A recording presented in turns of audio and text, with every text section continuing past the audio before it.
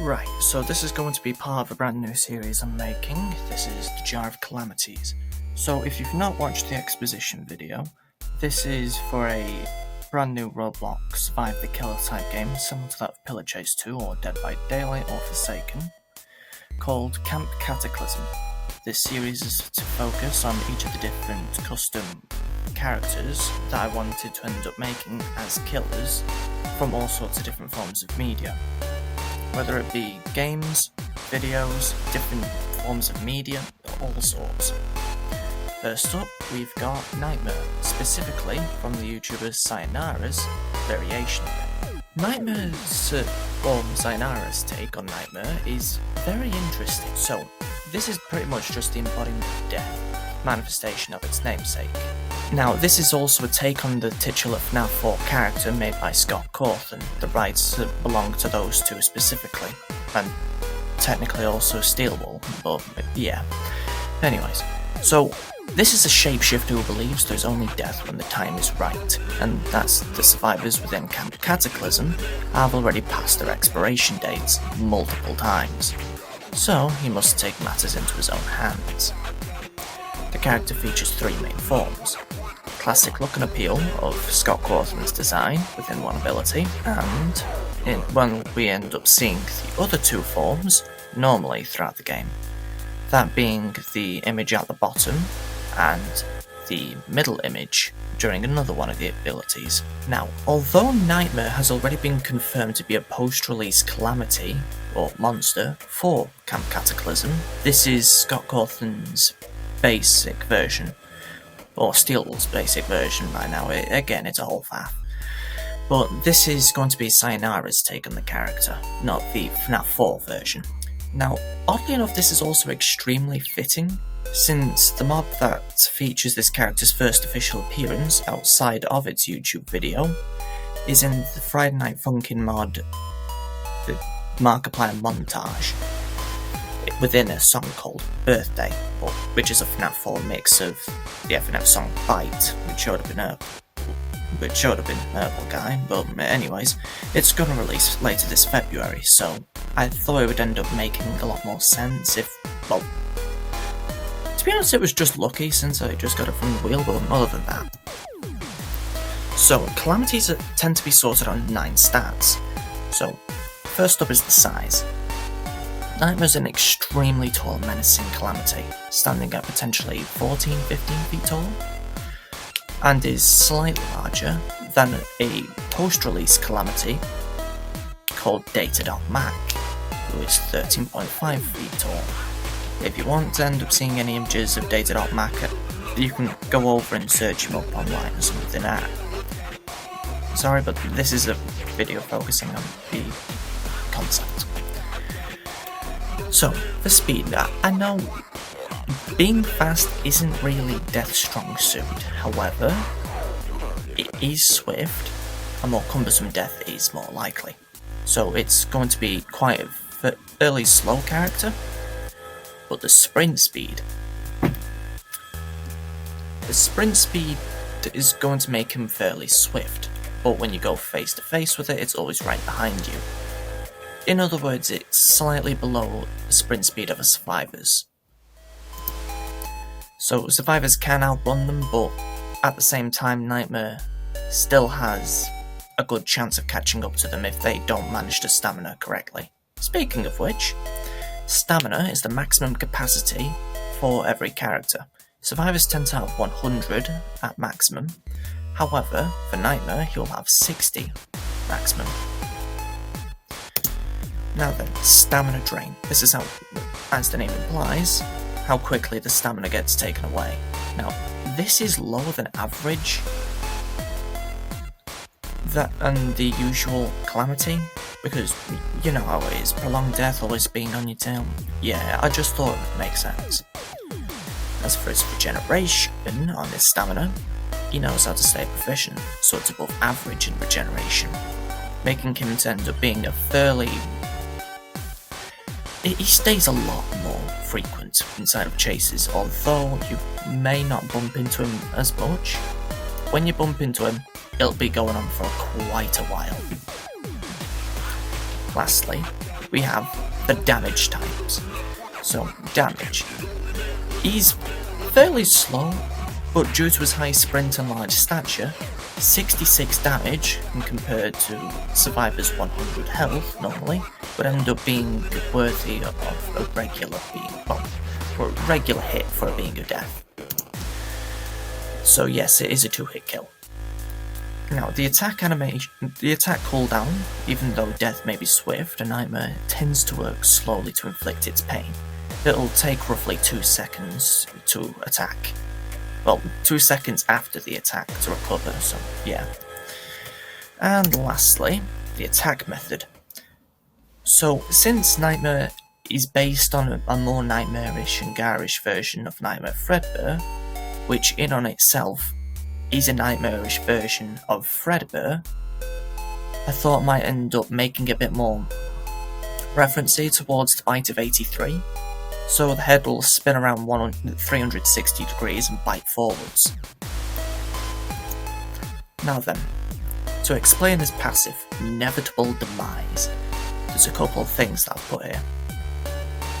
So, for the tip, when you're inside of death's sights, you'll begin to falter, panic, even force yourself too far. And what I mean by this is, when you're in the sight or within a chase with Nightmare, aka Death, survivors will have an increase in their stamina tree. However, once they fully drain out of stamina, they'll... Okay, I'll need to explain this bit. When survivors run out of stamina fully, they'll have a form of drain, so it'll take a couple seconds in order to start recovering. This time it'll have a shorter delay in terms of recovering from when they fully run out of stamina. However, stamina drains faster. Now then, the abilities.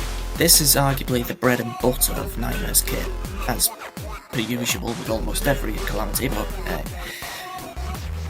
anyways. Ability 1, Familiar Faces. If you've ever ended up seeing doors and remember characters like Rush, it's pretty much just that, except from Nightmare's head he basically fires an animatronic's head out of it while screaming. If a survivor's hit by one, they'll, in base form, they'll get Nightmare's iconic jump scare from Fnaf 4, or, if you have a different skin, the jump scare from that respective animatronic. But either way, you'll receive 30 damage, and the cooldown is 12 seconds long. But when you hear a chest opening loudly, do yourself a favour, turn a corner quickly. On the other hand though, there's ability 2, Swift End.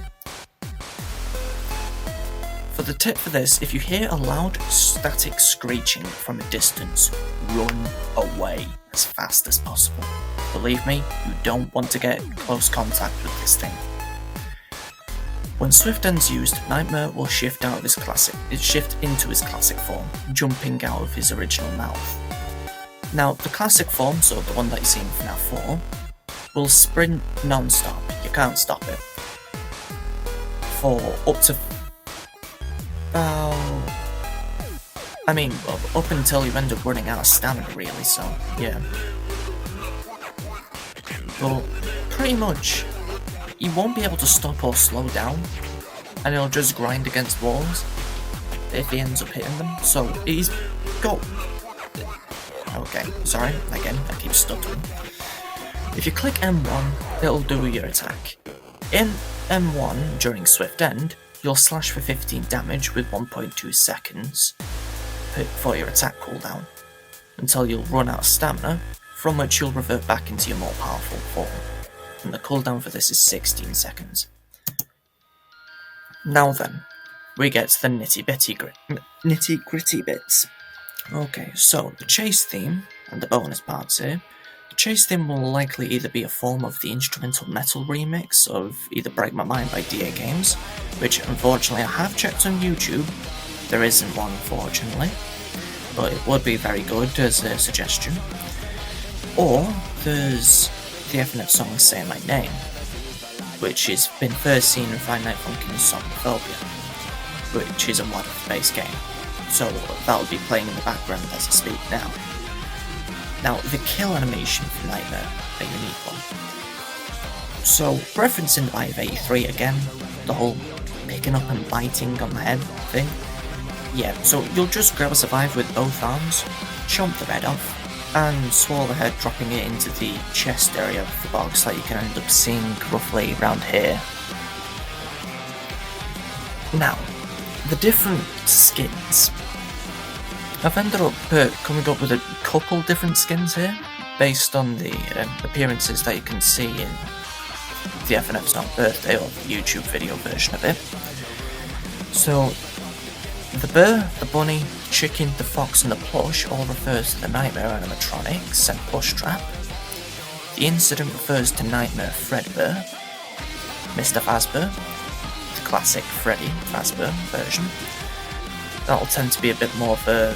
Well, each of the characters will each of these alternate skins will have a bit more of a colour that suits them. So it could end up being that plush trap's like a brighter green, but Springtrap, or the Murderer, as the skin's called, will end up having a darker green, or a bit more of a fiery out. Anyways, so the incident, Nightmare Fredbear, Mr. Fazbear's classic Freddy, the Rotten Puppet is Phantom Puppet, and the Vengeful's Golden Freddy.